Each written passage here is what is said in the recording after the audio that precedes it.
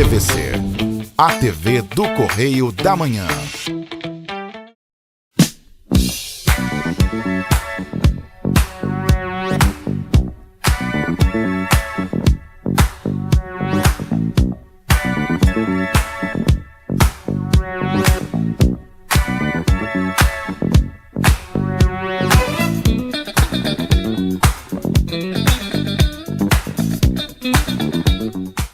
Minhas saudações à senhora, minhas saudações ao senhor. Programa Bernardo Filho, mais uma vez em sua companhia, entrando em sua residência, em seu estabelecimento comercial, onde o senhor estiver. Agradecendo o carinho, a paciência e a audiência que a senhora e o senhor dão ao nosso programa e sempre deram. Estamos retornando 2025 com força total, primeiro programa do ano. Muito obrigado por tudo. Vamos continuar juntos o ano inteiro, se Deus quiser. Toda semana com uma atração diferente, com uma entrevista diferente, com um programa diferente. Quero agradecer aos nossos telespectadores de Três Rios, Paraíba do Sul, Partido de Alferes, Teresópolis e Friburgo. Muito obrigado pela audiência nessas praças. E hoje eu trouxe para a senhora e para o senhor um convidado muito especial. Mas não sem antes eu lhes desejar um feliz 2025, com muitas alegrias, muitas felicidades e principalmente muita saúde.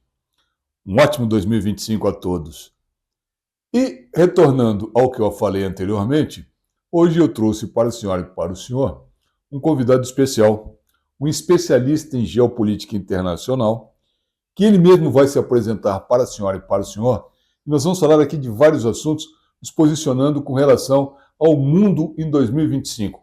Como estamos e as previsões, o que nos espera para 2025. Mas antes, eu vou pedir um breve intervalo comercial. É apenas 30 segundos. Fique conosco, já voltamos.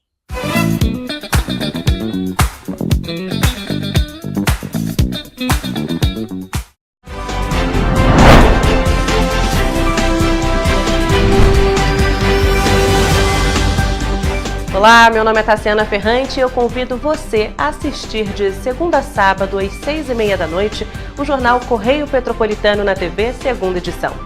Aqui você encontra as principais notícias de Petrópolis, Nova Friburgo, Três Rios, Teresópolis e Paraíba do Sul. Todas as informações você também pode acessar nas redes sociais da TV Correio da Manhã.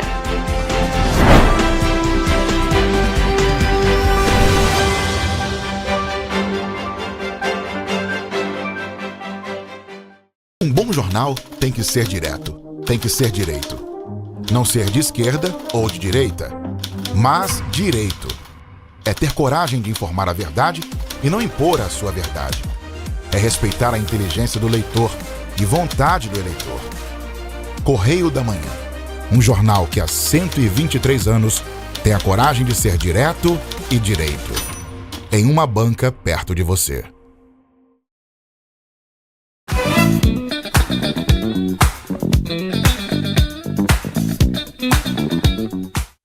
Muito bem, estamos de volta. Conforme eu disse, era muito rápido. E estou com o professor Fábio Verícios aqui ao meu lado.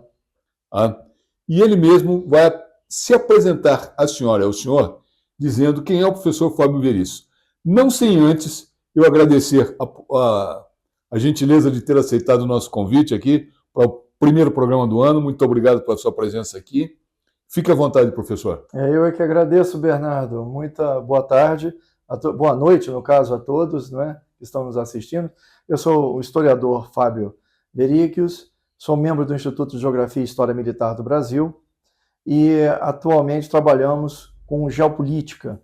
Sou analista de geopolítica internacional. Estamos desenvolvendo aqui em Petrópolis, junto com a ADESG, Associação dos Diplomados da Escola Superior de Guerra, um novo ciclo de estudos baseados sempre em geopolítica. E me sinto honrado de inaugurar o ano com você aqui no programa. Muito obrigado. A coisa está pegando fogo. O mundo parece que está descompassado. Mas, de repente, é só uma mera impressão. Até porque é um ajuste de placas tectônicas, conforme eu sempre digo. Isso tinha que acontecer mais cedo ou mais tarde. Algumas grandes novidades já começaram a acontecer aqui bem no início do ano de 2025, quando na semana passada, o primeiro-ministro do Canadá, Trudeau, depois de 3 mandatos, renunciou ao cargo. Tivemos a vitória de Trump nos Estados Unidos, que é importantíssimo, porque essa onda conservadora está se espalhando pelo mundo e a direita está crescendo. Isso é muito importante, porque necessita um equilíbrio muito grande dessas ideologias, porque atualmente está muito complicado. As cobranças, os posicionamentos das pessoas. Se você não professa uma determinada ideologia, você não é do bem. A coisa está muito complicada, muito difícil na cabeça das pessoas. E temos a China que está só observando a Rússia se desgastando na Ucrânia. Temos a Índia crescendo assustadoramente nesse quadro internacional. E é uma coisa importantíssima. Isso, e o professor depois nós vamos conversar um pouquinho sobre isso. Mas, professor, essa variedade de conflitos... Aliás, esqueci de falar de um outro importante, que é também o conflito na faixa de Gaza, né? Entre os israelenses, o Hamas e o Hezbollah. Professor, na sua ótica, vamos uma passada rápida aí, como é que o senhor está enxergando todos esses conflitos internacionais? Basicamente, Bernardo, hoje nós estamos passando por uma mudança de era. Não se pode mais falar que nós temos o mesmo estilo de vida que nós tínhamos em 1980. Mudou drasticamente com a entrada de novas tecnologias, novos posicionamentos. Durante os últimos 30 anos, uma ideologia de esquerda não é marxismo, não é comunismo, é algo novo. Eu gosto de dizer que é um neopseudo-marxismo, tomou conta do Ocidente. Não apenas aqui no Brasil e na Argentina, mas também nos Estados Unidos, no Canadá e basicamente em toda a Europa, desde os anos 90. E eles se mostraram um grande fracasso. Como toda ideologia é um grande fracasso. Nenhuma ideologia funciona. A única coisa que funciona é o estado de liberdade plena. Na Grécia clássica, lá atrás, nossos pais já determinaram o que é os direitos do homem, o direito à vida, o direito à liberdade e o direito à propriedade. O resto você vai correr atrás. As ideologias negam isso e tentam fazer algo socializante, negando o individualismo dos indivíduos, das pessoas. Então nós passamos por esses 30 anos numa verdadeira desgraça, para falar a verdade. Quem viveu os anos 80, os anos 70, sabe bem do que eu estou falando. Dos 90 para cá piorou e piorou muito, apesar do acréscimo de tecnologia. E agora fez água, acabou, caiu, desmontou. E no dia 20 agora nós vamos ter um corte na história, com a ascensão de Donald Trump no seu segundo mandato nos Estados Unidos. Prova disso foi a renúncia do Trudeau, como você falou. Antes de levar a sapatada, ele já renunciou. E agora, ontem, foi Mark Zuckerberg do Facebook, que era um apoiador do Partido Democrata, das políticas woke, que são essas políticas de abertura em extremo, e agora mudou de lado, está apoiando o Donald Trump, incluindo uma declaração bombástica ontem, que afeta até mesmo o Brasil. Então estamos num momento de ruptura, estamos num momento de mudança drástica de estilo, de era propriamente dito. Muito bem. Vamos agora analisar por setores os conflitos. Nós temos, por exemplo, hoje um conflito muito forte na faixa de Gaza, entre os israelenses e os grupos Hezbollah e Hamas, mas uma guerra que muita gente diz ser uma guerra santa, na realidade é uma guerra por ocupação de territórios. Por quê? A faixa de Gaza, por incrível que pareça, principalmente na região próxima à Cisjordânia, ou na região da Cisjordânia, nós temos a maior reserva de gás do mundo. São trilhões, não é bilhões não, trilhões de barris de gás, barris de gás natural. Além de bilhões de barris de petróleo. Uma riqueza que, se os palestinos puserem a mão, e os israelenses não estão querendo permitir isso, a Palestina vai se tornar uma realidade. Esse primeiro conflito. Os Estados Unidos têm interesse por quê? Para comprar petróleo mais barato de Israel, que é parceiro. Correto? Então, o interesse dos Estados Unidos ali, naquela região, é único, é petróleo.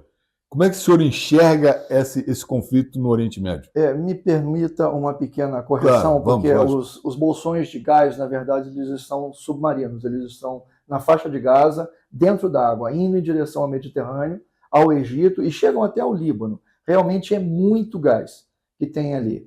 Mas é muito mais complexo do que isso, não é apenas o interesse no gás, porque o gás você tem a preço barato, vindo da Rússia, findo esse conflito ridículo com a Ucrânia, o gás russo vai voltar para o mercado e vai voltar bem barato.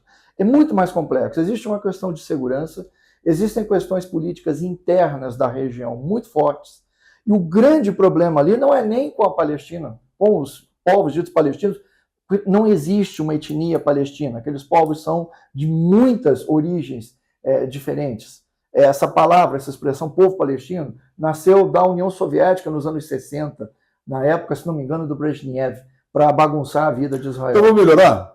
Filisteus. Também não são filisteus, porque os filisteus foram extintos lá atrás. Mas é descendência, né? Você tem africano, você tem árabe, você tem branco, você tem indo-europeu, você tem semita. É um amálgama. Não estou depreciando, estou apenas colocando a realidade. A questão ali geopolítica é muito complexa. Nós temos a Arábia Saudita, que é hoje um player global muito poderoso, que é inimigo textual dos iranianos e dos turcos. Nós temos Israel, que também tem o problema... E que não é amiga dos Estados Unidos. Os Estados Unidos os tratam como inimigos e aliados, mas não o são. Vamos deixar uma coisa clara. Em geopolítica, nações não têm amigos, têm interesses. Claro. Tem interesse, basicamente interesses. A Arábia Saudita sabe que ela é poderosa, ela tem um governo muito forte e muito voltado para os interesses nacionais, e eles jogam no mercado. Eles não estão errados. Jogam com os Estados Unidos quando é conveniente, jogam com a China quando é conveniente, jogam com a Rússia quando é conveniente. E hoje é um grande aliado de Israel, por causa do conflito com os ayatollahs do Irã. O Irã é o grande financiador de todos esses grupos terroristas, Hezbollah, Hamas, Al-Fatah, todos eles basicamente recebem dinheiro do Irã.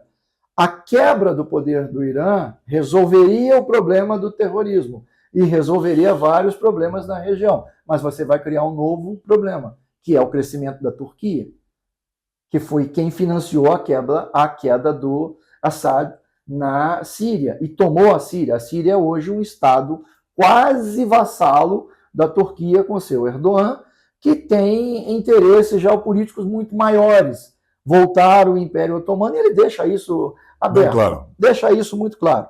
Você tem o Egito do lado, que é um outro player, que não quer saber de palestino na terra deles, porque eles sabem que a entrada dos palestinos traz um novo problema, que é a Irmandade Muçulmana, que é também um grupo terrorista, um grupo poderoso que já tomou o poder no Egito uma vez, via eleições, e foi tirado com um golpe de Estado.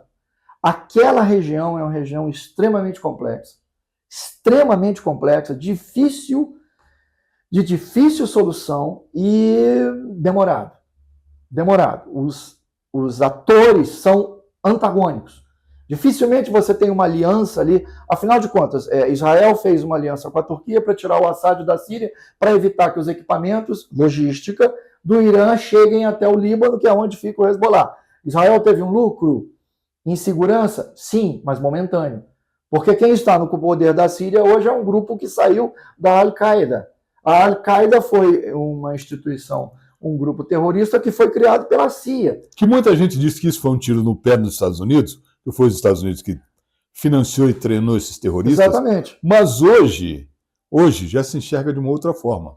Já se enxerga que os Estados Unidos fez o que fez, derrubou o governo, porque tem outros interesses. E estamos falando justamente desses interesses agora. Com certeza os Estados Unidos têm interesses naquela região. O principal deles era, de repente, tirar as bases russas que ficavam na região, e elas acabaram saindo. Então, mas é momentâneo, porque você pode estar criando, e eu acredito que você está criando, um problema muito maior, que é a Turquia. E aí a coisa é um pouquinho mais complicada. Principalmente se o governo dos ayatollahs caírem, e eu espero que caiam, porque é um governo tirânico. O Irã, antes de Khomeini, era uma nação absolutamente livre, e hoje é uma nação fundamentalista religiosa. Mas tem que ser dosadas as situações para que você não tire um problema e crie um maior. Vamos nos lembrar que a questão da Turquia, nós temos turcos da fronteira com a Grécia até o interior da China. O poder da Turquia explode a Ásia Central inteira e vai envolver a Rússia, vai envolver a China, e vai envolver a Índia e vai envolver o Paquistão. Nós estamos falando de 4 nações nucleares. E 4 nações bem agressivas e aguerridas. Não é uma perspectiva muito boa. E, esqueceu a expressão, beligerantes. Profundamente. Olha só, eu não posso terminar esse assunto sem examinar também outros atores que estão compondo essa cena toda, muitos deles apenas na condição de observadores. É o caso, por exemplo, da China, que está na dela. Né? Imagina. E de uma Rússia que está num conflito, mas de uma forma muito curiosa, esse conflito não está afetando o dia a dia da Rússia. Porque a Rússia cresceu. A Rússia cresceu no último ano, o PIB da Rússia cresceu em 8%. Pô, peraí, você está num conflito armado, você está numa guerra, e o teu PIB cresce 8%, você está mais do que preparado para essa guerra. Ah, mas todo mundo esperava que essa guerra durasse 7 dias, como foi a guerra de Israel. Não. Estão minando as bases para pegar apenas os territórios que lhes interessa. Porque a Rússia não interessa toda a Ucrânia. Interessa uma parte da Ucrânia. E ela está forçando o prolongamento dessa guerra para negociar melhor essa parte de territórios que ela deseja. Apenas isso. Concorda com isso, professor? Em parte, é verdade, sim. A Rússia ela foi levada a um conflito que não lhes interessava. Em 1900... Foi levada a um conflito? Ela não se preparou e não provocou esse conflito? Não, pelo contrário, exatamente o contrário. Vamos. Quando houve a separação da União Soviética em 1991, em 15 países, sim, a Ucrânia foi criada. É a primeira vez que existe uma nação chamada Ucrânia. Porque Brezhnev era natural da Ucrânia. E antes dele, Nikita Khrushchev havia entregue terras russas, como a Crimeia, por exemplo, de presente para os ucranianos, porque eles achavam que a União Soviética iria durar para sempre. E não durou, virou desunião soviética. Correto. Se dividiram em 15 países, a Ucrânia nasceu. Mas a Ucrânia, é preciso colocar culturalmente isso, é a casa dos russos. A Rússia nasce na Ucrânia. O primeiro reino russo que acontece, sob a égide dos gregos, sobre a colonização dos gregos de Bizâncio, do Império Bizantino, o Império Romano do Oriente, é em Kiev. A grande capital dos russos não é Moscou, e nem São Petersburgo, que é muito moderna, é Kiev, lá na Idade Média. Para a mentalidade russa, não existe diferença entre ucraniano e russo. Seria a diferença entre gaúcho e cearense, para eles. É uma mera questão de sotaques e alguns dialetos, sabe? O Zelensky, por exemplo... Colocou bem. O Zelensky, por exemplo, o Zelensky aprendeu o ucraniano com 21 anos de idade. O Zelensky não professava a cultura iraniana até os 21 anos de idade, porque ele vivia com a avó, que me parece, se não me engano, era de origem polonesa. Ali na Ucrânia você tem parte da população de origem polonesa, parte da população de origem húngara, parte da população de origem russa, parte da população de origem turca, parte da população de origem romena, parte da população, grande parte até, de origem grega. Foram os gregos que fugiram durante a invasão turca em direção àquelas regiões que já eram gregas desde a antiguidade, a Crimeia, toda aquela região para lá. Então é difícil você falar em uma nacionalidade ucraniana que, de certa forma, pode estar nascendo agora por causa do conflito. Em 1991, quando aconteceu o debâcle da União Soviética, a Ucrânia foi criada, houve um encontro da OTAN com os russos. Na época era o Yeltsin, o presidente Boris Yeltsin. E a OTAN foi questionada sobre sua expansão em direção à fronteira da Rússia. E eles disseram, nem uma polegada. Não avançaremos nem uma polegada. Bom, estão na fronteira da Rússia hoje. Então eles avançaram, não cumpriram com a promessa. A alegação deles, eles aceitam que essa conversa aconteceu, mas não foi colocada no papel, não foi ratificada. Portanto, não precisava ser cumprida. Hoje a OTAN está na fronteira com a Rússia. A Ucrânia seria o último elo e muito perto de Moscou. Nós temos aí toda uma implicação militar com os equipamentos militares, a distância que os mísseis podem acertar um alvo sem serem identificados, o posicionamento de armas nucleares. A Rússia não entregaria a Ucrânia em hipótese alguma. Pronto. É como o Brasil perdeu o Rio Grande do Sul. Tem um detalhe. Tem um detalhe interessante, que é o Zelensky. Por que eu digo interessante? Uma vez eu escutei uma entrevista do Milor Fernandes na televisão, e um jornalista perguntou ao Milor por que ele tinha conflitos com o Chico Buarque de Holanda. Por que ele não gostava do Chico Buarque de Holanda? E o Milor foi muito claro na resposta. Ele disse: eu desconfio de todo idealista que lucra com seu ideal. Zelensky me parece um idealista que está lucrando com o seu ideal, está ficando cada vez mais rico, mandando fortunas para o exterior, e não aceita nem sentar para conversar, cedendo parte das regiões da Ucrânia para a Rússia para acabar com essa guerra. Porque Zelensky está faturando muito dinheiro com essa guerra, o mundo inteiro está ajudando ele. Como é que o senhor pensa com relação a isso? Vamos chegar no Zelensky, que é uma figura realmente estranha de ser analisada. A Ucrânia, ela tem uma divisão religiosa forte, parte dela é católica e parte dela é ortodoxa. Isso. A parte ortodoxa fala russo, são pessoas que se identificam com a Rússia, exatamente nas regiões de Donetsk, ali no Donbás, no baixo Rio Dom, toda aquela região que os russos ocuparam. Essas populações estavam sendo mortas por ucranianos radicais. Existem grupos ainda nazistas dentro da Ucrânia. É verdade. Existem grupos fortemente nazistas dentro da Ucrânia.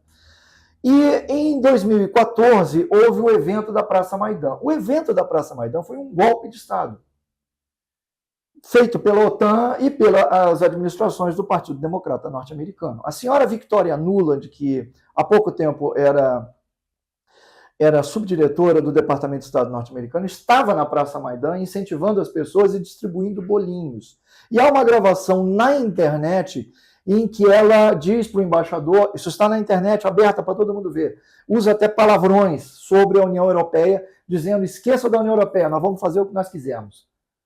Derrubaram um governo pró-russo, colocaram um governo pró-União Europeia e depois levaram o Zelensky. O Zelensky, ele é uma mera marionete na mão dos líderes da OTAN. É só isso. E mais nada. Há uma acusação de que ele está levando dinheiro para a Itália e para a Inglaterra. Exatamente. Existe, mas eu não vi comprovação, provas concretas ainda, então eu não posso falar sobre isso. O que me espanta profundamente no Zelensky é que ele é de origem judeu. E ele liberou os grupos nazistas dentro, o Batalhão Azov. O Batalhão Azov, eles usam até mesmo a suástica como símbolo. Como alguém que tem sangue judeu libera uma unidade nazista? Desculpa, eu não consigo compreender. Eu não consigo compreender. A Rússia foi levada ao conflito porque a Ucrânia iria ser colocada dentro da OTAN de madrugada. Os russos sabiam, então foram ao conflito. Por quê? O conflito com a Ucrânia não é uma guerra, não houve declaração de guerra, é uma missão especial militar. Se a Ucrânia tivesse entrado para a OTAN, aí seria um conflito com a OTAN, seria um conflito nuclear. Mundial. A Rússia não vai entregar a Ucrânia. Eles estão interessados em tomar toda a Ucrânia? Não. Eles só querem as áreas onde os russos moram. Sim. E as áreas deles. Sim. Apenas, quer dizer, mas só querem isso até para proteger a sua população e afastar o exército ucraniano das fronteiras da Rússia. Agora nós estamos tendo um combate violento perto de Kursk, com tropas ucranianas, na verdade são forças da OTAN. Sim. Nós sabemos que são forças. Ali tem americano, tem canadense, tem sueco, principalmente tem francês, turcos. Nós temos tropas da OTAN combatendo os russos. Mas você falou uma coisa que é fantástica. E você tem que analisar isso.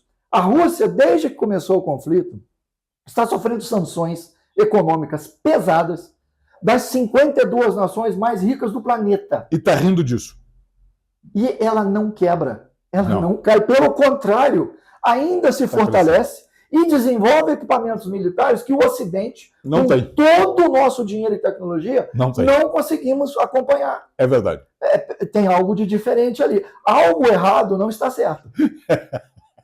Sabe? É aquela história, quem é que botou o elefante em cima da árvore? Exatamente. Não. Então, eu tenho uma opinião. Essa opinião é minha. Tá? É minha opinião.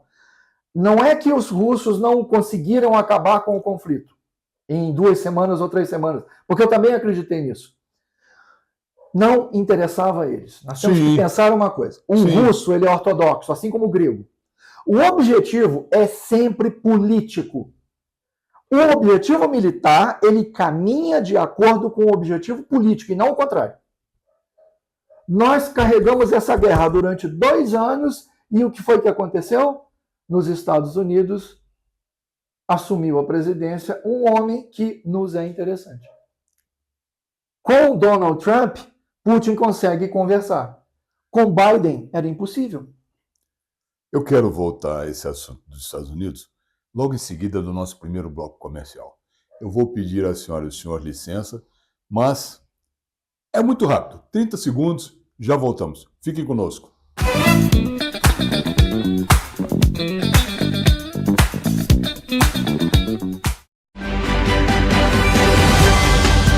Olá, eu sou Rafaela Cordeiro e te convido a assistir ao Correio Petropolitano na TV, primeira edição, de segunda a sexta-feira, à 13h. Eu estarei ao vivo com vocês, trazendo as principais notícias das cidades da nossa região de cobertura e estado do Rio de Janeiro, especialmente para você. Te espero lá! Um bom jornal tem que ser direto, tem que ser direito. Não ser de esquerda ou de direita, mas direito. É ter coragem de informar a verdade e não impor a sua verdade. É respeitar a inteligência do leitor e vontade do eleitor. Correio da Manhã, um jornal que há 123 anos tem a coragem de ser direto e direito. Em uma banca perto de você.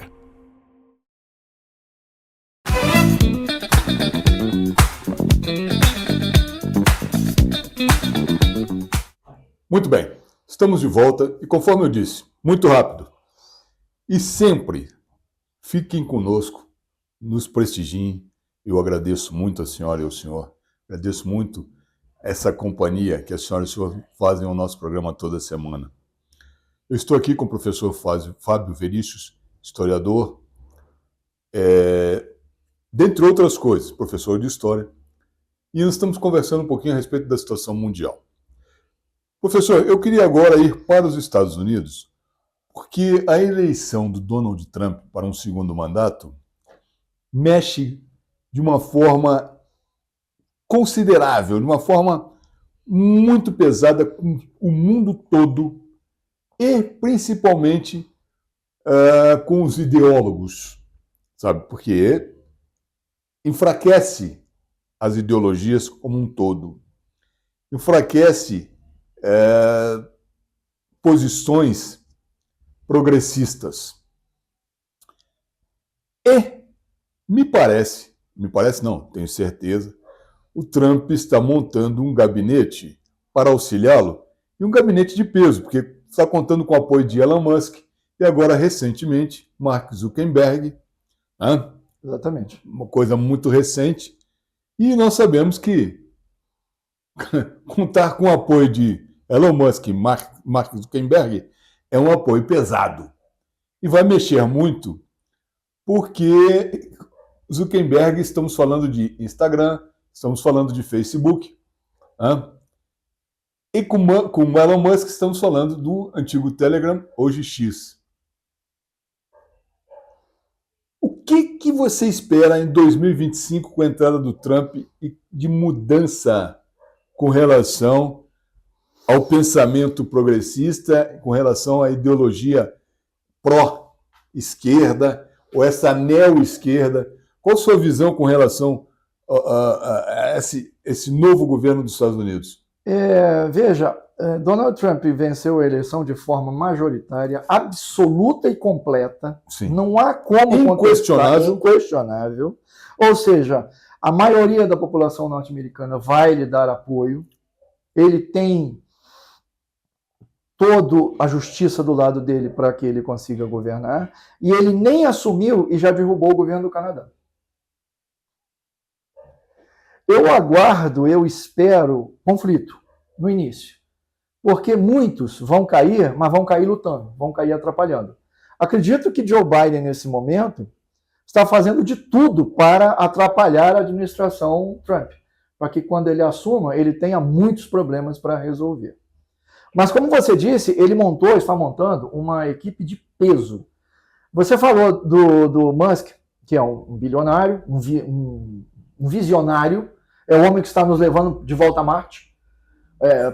Provamos que as ações das empresas estatais não funcionam porque elas têm muito viés ideológico e vai para o privado. A NASA está desesperada com isso. A NASA não quer que Elon Musk tenha sucesso porque tira o poder dela e outras empresas também. Agora o Jeff Bezos, da Amazon, que é outro multibilionário, está entrando na corrida espacial também.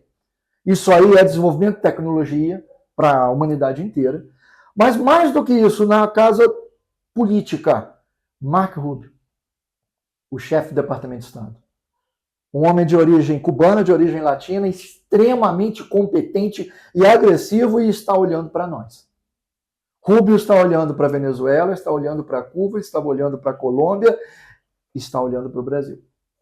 Agora, como vai ser o desempenhar dessa função? Como vai ser o desempenhar desse encadeamento? Acredito que alguns vão lutar para não perder o poder. Até porque o Brasil é uma nação que, infelizmente, não se ideologizou, mas perdeu cultura que já não era...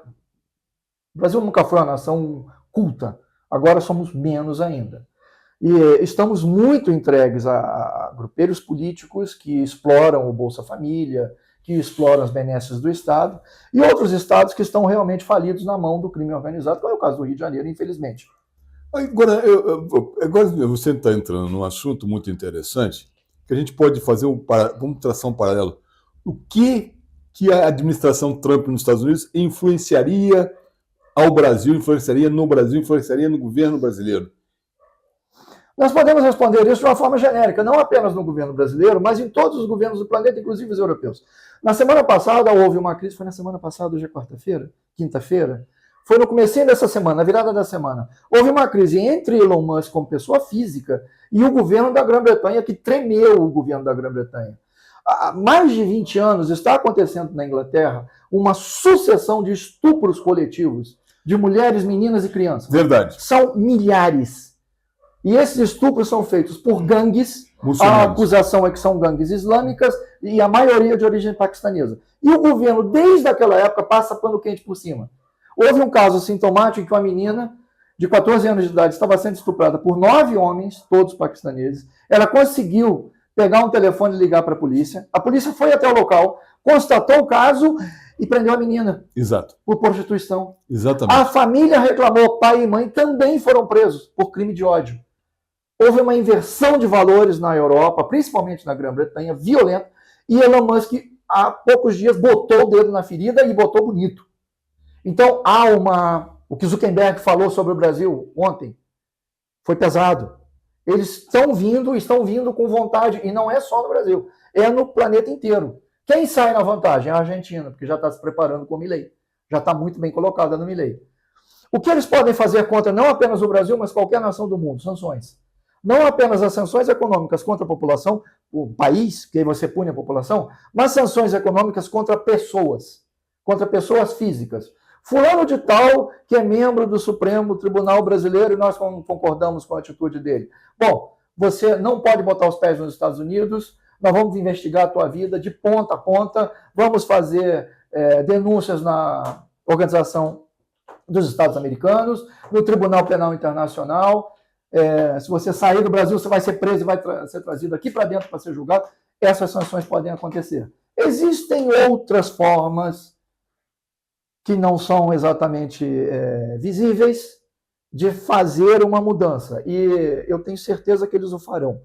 Nós temos que verificar a cronologia e as prioridades. Eu acredito que, nesse momento, Rússia e Ucrânia sejam a grande prioridade, junto à situação de Israel. Não basicamente Gaza, mas, por exemplo, a situação do Iêmen.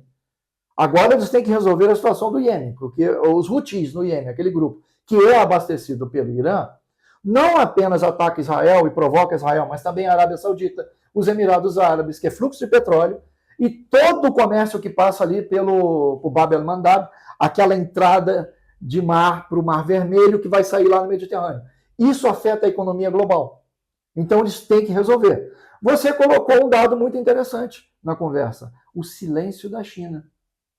A China observando. Porque muitas das políticas chinesas internas não deram certo. E eles estão começando a ter problemas econômicos dentro de casa. São capazes de resolver? São. Mas eles têm que fazer uma mudança forte na mentalidade chinesa. Um adendo. Se alguém acredita que a China é comunista, por favor. Não. Por favor. Não é. A China é um império centralizado. Sim. É um império centralizado. Você tem um imperador, na figura do senhor Xi Jinping, hoje, que coordena o Politburo, lá, o grande congresso deles, e coordena a nação. É uma nação capitalista com algum dirigismo estatal, verdade. O Estado se mete na economia, mas é uma nação hoje, talvez até um capitalismo mais forte do que o norte-americano, porque eles estão surpreendendo. No caso da Índia, há uma vantagem muito grande para os indianos. Eles já têm uma relação muito boa com o Ocidente. Tanto com a Grã-Bretanha, há pouco tempo tivemos o primeiro-ministro britânico de origem indiana. Eles estão comprando a Grã-Bretanha, compraram a Land Rover, que virou Tata Motors. Você comprar um Land Rover hoje, você está usando um carro indiano e não britânico. São atores novos que estão chegando no mercado: Índia, China, Rússia. Infelizmente, nós, mais uma vez, perdemos o bonde da história, porque fizemos escolhas muito equivocadas de 1994 para cá. Basta dizer que a nossa dívida interna explodiu. Eu vou pedir mais um breve intervalo comercial. É o último do programa. É muito rápido. Fiquem conosco. Não saia daí. Até daqui a pouco.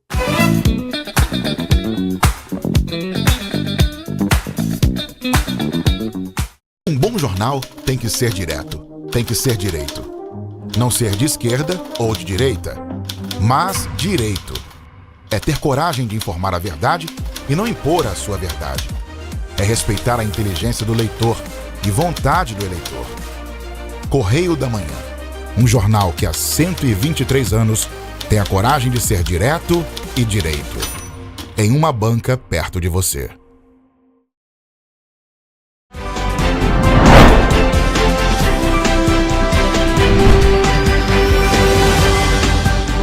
Olá, meu nome é Tassiana Ferrante e eu convido você a assistir de segunda a sábado às 6h30 da noite o jornal Correio Petropolitano na TV, segunda edição.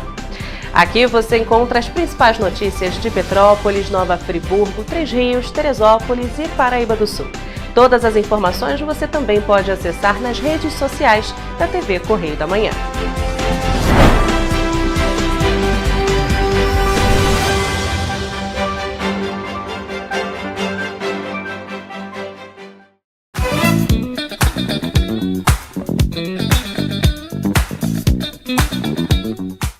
Muito bem, voltamos e, conforme eu disse, de forma muito rápida, agradeço mais uma vez o fato da senhora e do senhor estarem conosco na data de hoje, no nosso programa de hoje.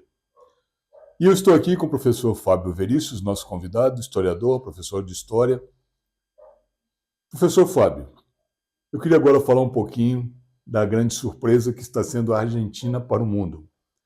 A vitória do Milei e as políticas que o Milei está adotando, que estão servindo de exemplos para o mundo, assim como as políticas adotadas por Bukele em El Salvador.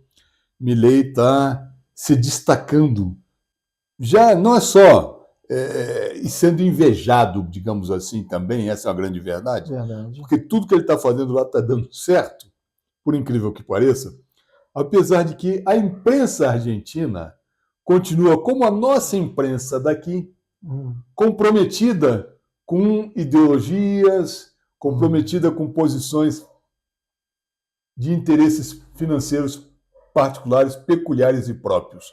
Então não estão dando espaço ao Milei das realizações, das coisas boas que estão acontecendo na Argentina. Nos fale um pouquinho a respeito do Milei na Argentina. No caso da grande imprensa, ela, no Ocidente inteiro, ela está vivendo para sobreviver, absolutamente mancomunada com todos esses grupos progressistas. e na mão de partidos políticos. Toda a grande imprensa nos Estados Unidos, na Europa, a BBC. Então, a BBC, que era um expoente, hoje ele é absolutamente ideológica. Na Argentina não ia ser diferente. O Milei foi uma surpresa, um ponto fora da curva. Eu não acreditei que ele fosse vencer a eleição. Venceu, graças a Deus. E se utilizando de técnicas econômicas baseadas no pensamento de um economista austríaco chamado Ludwig von Mises, que é um liberal por excelência, ele está rapidamente dinamizando a economia da Argentina e consertando seus problemas, diminuindo o tamanho e o poder do Estado e dando a liberdade para que as empresas e as pessoas possam negociar livremente.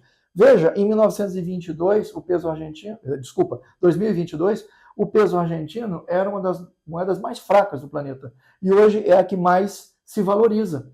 Enquanto o real brasileiro era a moeda que mais se valorizou no planeta e hoje é a que mais se desvaloriza. 2 anos apenas. 2 anos apenas houve uma inversão de polaridade. Enquanto a Argentina encontrou um caminho e está seguindo, nós, mais uma vez, perdemos o nosso caminho. No caso específico do Milei, ele chegou ao ponto de fechar a Receita Federal deles. É obsoleta, não funciona, só atrapalha. Então ele está dando um padrão de ânimo e um padrão de dinâmica para a economia e para a sociedade argentina, e os argentinos estão respondendo de forma proativa. Eu começo a ver a Argentina como o grande expoente, principalmente tecnológico, da América do Sul nos próximos anos, talvez nas próximas décadas, nos ultrapassando. Professor, a gente está chegando muito próximo do final do programa, e se eu não falar da Europa, vai ficar um buraco na nossa conversa aqui. E eu antecipei que a Europa não vai bem, a Alemanha não vai bem, porque a Alemanha eu diria que é a locomotiva da Europa, sim. E se a Alemanha não vai bem, a Europa toda não vai bem. Né? Inglaterra foi o que foi no passado, não é mais, já perdeu posições e posições, e a gente vê uma França tumultuada, com problemas internos seríssimos, onde o presidente Macron está fazendo malabarismos para se manter no poder. Vemos um crescimento da direita, por exemplo, na Eslováquia, na República Tcheca, e na Itália. E a coisa lá sempre teve tumultuada, mas me parece que agora está mais tumultuada ainda. Além do que, uma série de imigrações, né, de países africanos para a Europa enfraqueceram muito as coisas em determinados países, determinados posicionamentos políticos e religiosos. Como é que o senhor enxerga isso? Professor, desculpe, mas de forma bastante rápida, porque estamos chegando no final do programa. Eu vou tentar ser rápido. A União Europeia basicamente cometeu suicídio. Ela se entregou aos grupos esquerdopatas, literalmente falando, infelizmente, durante mais de 30 anos. Essas imigrações que você falou, por exemplo, o governo da Arábia Saudita e o governo do Emirados Árabes, que são muçulmanos, disseram: vocês receberam porque quiseram. Eles queriam vir para cá e nós não deixamos, porque nós sabíamos que ia dar problema. O problema é de vocês, o problema não é do Islã. O problema foi vocês terem recebido esses grupos que não se amalgamam com a sociedade. Alguns países europeus estão tentando fazer uma guinada para a direita mais forte se acertar, como a Grécia, como Portugal, como a Hungria. Outros vão ter que se reinventar. A França é uma nação que eu não sei se existe mais. Não posso nem dizer que a França seja uma nação. Eu conversei há uns 2 anos atrás, com um militar francês aqui, e que ele disse que estava indo para a reforma, né, para a reserva, e ia se mudar para o Rio de Janeiro. Porque na cidade dele, Marsella, a violência era muito pior do que no Rio de Janeiro. Olha o nível que chegou a coisa. Suécia, outra nação que nós achávamos que era o expoente do planeta, hoje é uma nação de padrões de violência muito parecidos com o Brasil. Inglaterra existe porque os Estados Unidos colocam dinheiro lá. Alemanha, olha a situação que está a Alemanha. A Alemanha está num debacle profundo que, segundo a BBC britânica, de esquerda, em 2050 não haverá entre as 10 maiores potências do planeta nenhuma nação europeia. Nenhuma. É possível. Entendeu? Haverá sim a Rússia, mas eles não consideram mais a Rússia como uma nação europeia. E ela é essencialmente uma nação europeia. Portugal está nos surpreendendo para bem, graças a Deus. Eu tenho acompanhado muito a posição de Portugal, agora com a eleição do Montenegro, E eles estão tentando resolver os problemas que foram criados pelos governos anteriores de esquerda e, se Deus quiser, vão conseguir. Eu torço muito para Portugal. Professor, infelizmente televisão é tempo e estamos em cima da nossa hora. Vou lhe dar 2 minutos para suas despedidas. Me desculpe. Eu quero agradecer a oportunidade, desejar a todos um feliz 2025 e acreditem no Brasil, acreditem em vocês mesmos, acreditem em Deus, que esse túnel termina e tem luz no fim dele. Aos petropolitanos, nós estamos aqui em Petrópolis com a ADESG, a Associação dos Diplomados da Escola Superior de Guerra, fazendo um curso de geopolítica. Esse curso acontece 2 vezes por mês apenas, é bem curto e também bem simples e bem barato. Então, os interessados podem entrar em contato com o Bernardo ou, se quiserem, no meu telefone, 99259-4559. Muito obrigado. Obrigado, Bernardo. Um excelente ano para você. Muito obrigado. Quero te agradecer mais uma vez a tua vinda aqui, a tua presença aqui. Tá? E quero dizer à senhora e ao senhor que espero que tenham gostado do nosso programa dessa semana, prometendo um novo programa para a semana que vem. Tá? Desejando a todos uma excelente semana, um excelente 2025. Fiquem sempre conosco, nos prestigiem, continuem nos dando esse carinho todo que temos, essa empatia. Tá? E quero desejar também muitas alegrias, felicidades e principalmente saúde a todos. Semana que vem estamos de volta e, lembre-se, até aqui nos ajudou o Senhor.